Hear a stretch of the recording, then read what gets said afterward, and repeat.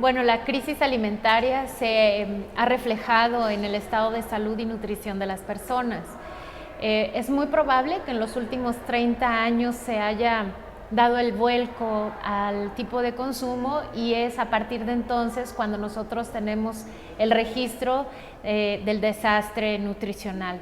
En los últimos 30 años seguimos sin abatir la desnutrición infantil.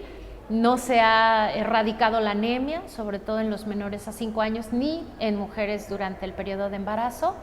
Se empezaron a aumentar dramáticamente las cifras de sobrepeso y obesidad y además ya muy relacionado con el tipo de consumo de alimentos, pues las enfermedades crónico-degenerativas como las cardiovasculares, tumores malignos y diabetes, que hoy viene siendo nuestra primera causa de muerte.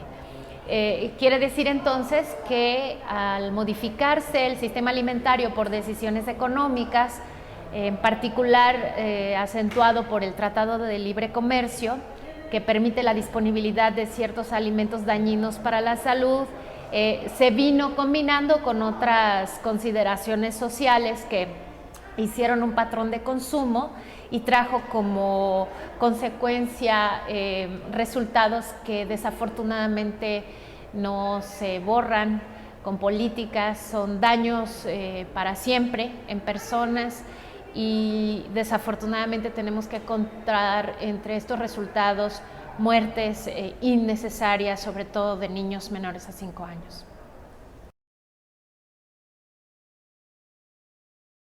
Es muy importante esta consideración de hacer la referencia del campo, la ruralidad y lo urbano, porque anteriormente, y no hace mucho, hace como una década, se consideraba que el sobrepeso y la obesidad estaba concentrado en las zonas urbanas, pero lo que no se sabía y no se había estudiado a fondo es que las poblaciones que han tenido una desnutrición en la primera parte de la vida, es decir, cuando son niños o niñas, tienen un riesgo incrementado, probablemente hasta 3 veces mayor, de padecer sobrepeso y obesidad porque vienen con una carencia, es decir, madres con desnutrición que tienen hijos o hijas que no tenían un estado de nutrición óptimo, el cuerpo de esas personas se traduce en un equilibrio para estar con pocas calorías.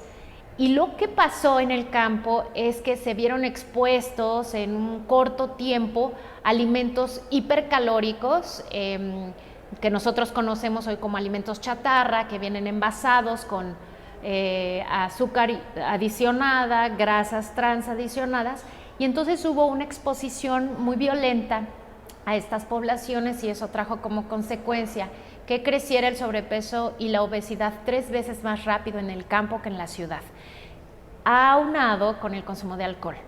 Es decir, los nuevos estudios que están refiriendo que el problema metabólico, es decir, lo que no vemos, ¿no? Los procesos bioquímicos de la sangre están tratando de equilibrar, es venir de una carencia, encontrarse a una exposición exagerada de calorías que además no traen nutrimentos, con consumos exagerados de alcohol. Bueno, pues esto todavía no tiene resultados muy visibles. Es probable que ya los tenga, como cuáles. Por ejemplo, padecer diabetes en el campo. En lugares donde difícilmente hay un médico, cuando hay un médico es general, no es un experto en el manejo de las patologías crónico-degenerativas, no hay medicamentos. Es decir, si en una ciudad es difícil controlarse una diabetes, que por cierto tiene un costo más o menos entre 2,000 y 2,500 pesos mensuales por los medicamentos y lo que esto conlleva, pues en el campo es terrible, ¿no? Entonces me parece que lo más dramático no lo hemos padecido todavía. Hoy tenemos ya a los campesinos que en promedio estarán en 55 años, campesinos, campesinas, que son más jóvenes, pero que ya tienen sobrepeso y obesidad, que viven en el campo, que no comen lo que producen y que hoy van a tener un padecimiento que no van a poder tratarse. Es decir, es una concatenación de violaciones a los derechos en general, porque pues primero al derecho a la alimentación y después al derecho a la salud, porque no vamos a tener un servicio de salud suficiente para atender esta degeneración de un sistema que no se pudo controlar por decisiones económicas. Pues el caso de las niñas y niñas en México me parece que pues es de prioridad, porque si tú revisas las cifras que nos presenta la Secretaría de Salud sobre su política, tú puedes ver que los retrocesos y las tareas pendientes más graves tienen que ver con los niños y niñas. Entonces es evidente que no hay un sistema que los proteja. Y bueno, aquí hay dobles consecuencias, porque al estar en crecimiento, nosotros consideramos que la alimentación en los más pequeños tiene que ver con el desarrollo de capacidades físicas, mentales y emocionales. Hoy sabemos que la deficiencia de hierro y zinc, por ejemplo, que se requieren en pocas cantidades, pero que hay anemia por falta de hierro, limita el pensamiento, la construcción del pensamiento en un niño. Esto quiere decir que a los niños que les hacen falta hierro y zinc, no son capaces de resolver problemas en la edad adulta, por ejemplo, o les cuesta trabajo resolver ecuaciones exactas o construir una frase, o son poco creativos o no desarrollan toda la capacidad creativa que tuvieran. Y si esta es la generación en la que nosotros estamos apoyando la esperanza de México para resolver los problemas que estamos heredando, pues probablemente tendremos que volver los ojos a la primera infancia. Si una política pública de salud en este momento se concentrara solamente en la población de 0 a 2 años, podríamos tener resultados en 4 años.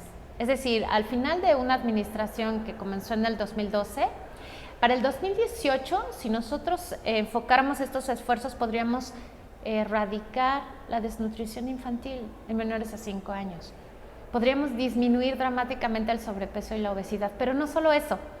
Si nosotros aseguramos lactancia materna con 3 características básicas, que tiene que ser inmediata, es decir, en la primera hora al nacer, porque si no se pierde la succión, el instinto y bueno, lo más valioso, tiene que ser la lactancia materna exclusiva, es decir, que durante los 6 primeros meses de vida el recién o la recién nacida no tomen ni agua, o sea, no requieren otro alimento. Y después de esos 6 meses requerimos construir una canasta alimentaria con alimentos regionales que los acompañen durante los 2 primeros años para evitar en todo momento el consumo de alimentos industrializados o ultraprocesados. Al nosotros proteger esta primera infancia podemos desarrollar capacidades mentales, capacidades también emocionales por la seguridad y la identidad alimentaria que da la leche materna.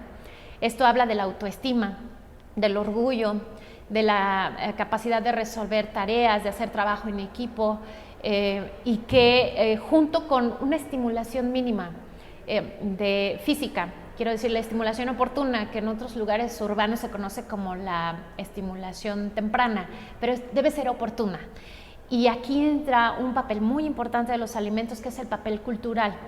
La parte de dejar tocar los alimentos, morderlos, qué importante que los niños puedan volver a masticar jícamas, zanahorias, chayotes, porque como ahora ya no mastican, incluso hoy tenemos problemas de que no se caen los dientes de leche a la hora que se deben caer.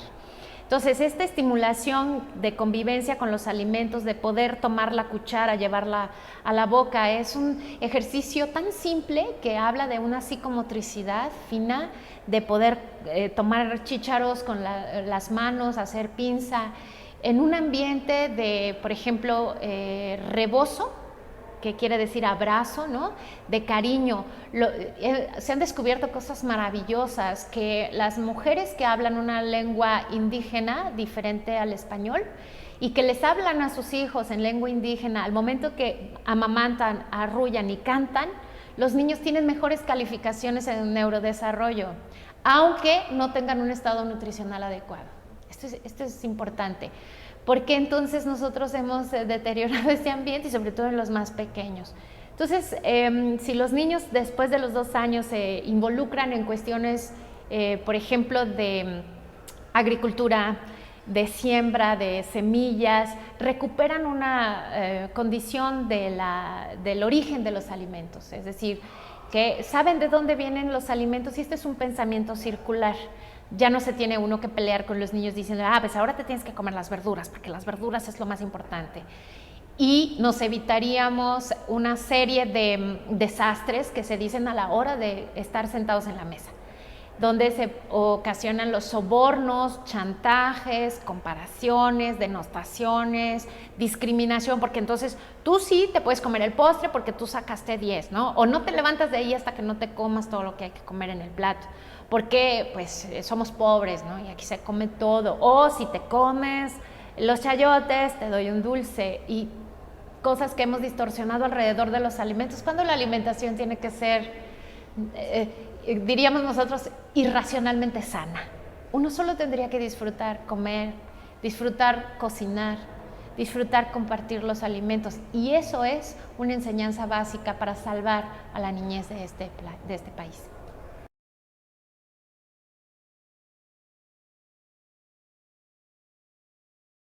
Sí, el papel que juegan los medios de comunicación ha sido la promesa perfecta.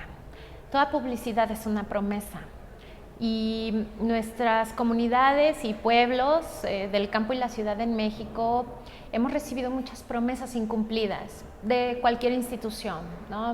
De instituciones políticas, religiosas, sociales, que nos prometen y no nos cumplen. Sin embargo, los medios publicitarios que en particular mencionan a la comida para niños generalmente cumplen su promesa, y es un círculo que nosotros hemos estudiado. Entonces se anuncia el alimento chatarra en la televisión porque la penetración es muy importante. Casi el 98% de los hogares mexicanos tienen una televisión. Entonces se mete al corazón del hogar, hace la promesa con capacidad de mover la emoción, ¿no? Entonces, generalmente son alimentos relacionados a la capacidad de ser más fuerte, más alto, más hábil, o que te va a querer más tu mamá, o te va a querer más tu pareja, o vas a ser un buen niño, una buena niña. Entonces, esta promesa se encuentra muy cerca del hogar, porque también tenemos una proliferación de las tienditas. Entonces, en las tienditas, que por cierto, pues tienen sistemas de distribución muy eficientes, utilizan los caminos que hace el gobierno con presupuesto para el, entre comillas, desarrollo. Entonces, sobre esas mismas avenidas suben las camionetas de comida chatarra, pero también sube el refresco y también sube la cerveza y el alcohol, que saben perfectamente cuándo va a llegar, por ejemplo, el apoyo de oportunidades. Entonces llega el dinero en efectivo, porque es un modelo perfecto del mercado. Llega el dinero en efectivo, está la promesa, ya está en la mente. Bien dicen los estudiosos que nosotros no comemos por la boca, sino por la cabeza. Entonces primero se genera una imagen de la promesa en la cabeza, tienes el dinero, que ya es el capital, y lo intercambias por una mercancía que está al lado de tu casa. Y son de las pocas promesas cumplidas que tiene sobre todo la población que sufre la pobreza más extrema, ¿no?, de este país. Entonces, bueno, la pobreza ha generado tristeza entre las comunidades, desesperanza, y al tener esta capacidad de consumir alimentos, es algo mucho más allá que las calorías o que el azúcar, ¿no? Son satisfactores que probablemente cubran necesidades que nosotros ni siquiera podemos tener acceso a ellas o medir, y son, me atrevería a decir por expresiones que hemos escuchado en las entrevistas, que equivalen a felicidad. Es decir, tener un refresco burbujeante, que por cierto todo lo que hace ruido en el paladar es más placentero para el cerebro. Entonces las cubiertas, incluso los empaques que hacen más ruido, son más atractivos al cerebro.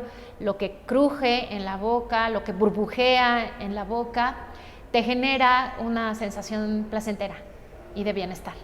Además de que te activa unas papilas gustativas que te tienen atrapado, ¿no? Y eso es a lo que se refiere como que son adictivos, no tanto porque te liberan otras sustancias, que sí hay estudios, sí hay estudios que dicen por la cantidad de azúcares o de glutamato monosódico que contienen, activan un sistema que se llama sistema cannabinoide a nivel cerebral, y esto se parece a cuando las personas fuman marihuana, ¿no? O que generan una adicción. Entonces, bueno, esto no se combate con una publicidad de come frutas y verduras, ¿no? Porque son muy saludables. Y esto en los más pequeños los hace muy vulnerables y a nosotros muy incapaces de alcanzar esa realidad. Estudios científicos dicen que cuando las poblaciones tienen más carencias sociales, tienen un consumo más adictivo de alimentos. Entonces, podría explorarse esa hipótesis sobre que las poblaciones más pobres tienen tendencias a consumir alimentos cada vez más industrializados, ¿no? Es una relación que no tiene nada que ver con la etiqueta del alimento ni las calorías.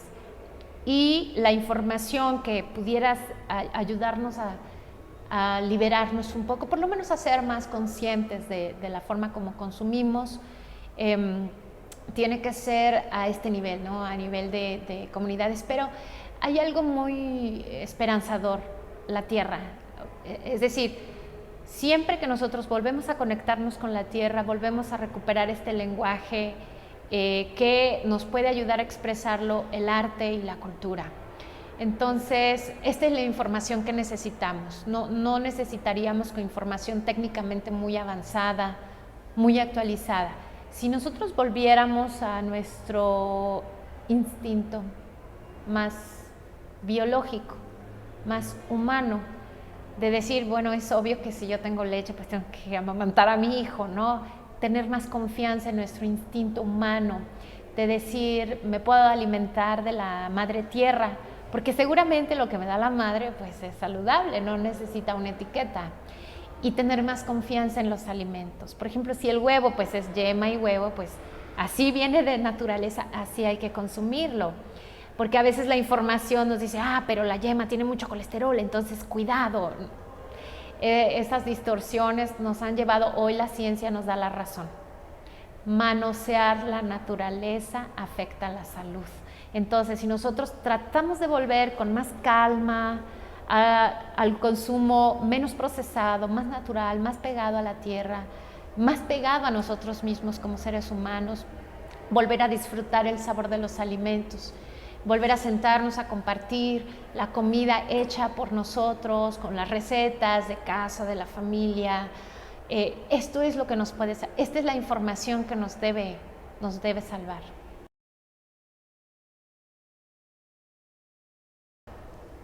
Es tan difícil la situación que se requiere actuar a todo nivel, ¿no? Y en el momento en que se pueda. Todos podemos hacer algo, pero si no tenemos una liberación del paladar, decimos nosotros, tenemos el paladar secuestrado, entonces hay que liberarlo primero para que nosotros podamos conscientemente tomar una decisión. No queremos desaparecer de toda la comida chatarra. Eso no se puede, porque el mercado es un monstruo que llegó para quedarse. Lo que sí se puede es tener una decisión más consciente. Y pensamos que uno de los caminos es liberarnos del consumismo en la población mexicana. Que el día que alguien beba un refresco, sepa cuáles son las consecuencias a la salud y a su bolsillo, y si quiere que lo haga. Pero ya ganamos, porque es una decisión consciente. Entonces se requiere desde lo que me llevo a la boca, ser consciente de lo que me estoy llevando a la boca, de lo que me está costando, y después empezar a hacer conductas de consumo. Sabemos que la conducta se puede modificar. Si se practica durante 21 días es posible que se alcance un hábito. Entonces, hacer del hábito, dar gracias por los alimentos que tenemos. Si tú puedes dar gracias del alimento de que te estás comiendo, me estoy comiendo zanahorias que crecieron en la huerta de Don Chon, bueno, ya sé que son de ahí. Hacemos este ejercicio, pero cuando tú dices, bueno, ¿a quién le doy gracias por comerme estas papas? Pues entonces rompes, ¿no? Ese equilibrio. Entonces podemos hacer ese ejercicio consciente. Luego el de las compras. Racionar y racionalizar más el gasto familiar, de cuánto se está llevando. Es un ejercicio muy simple.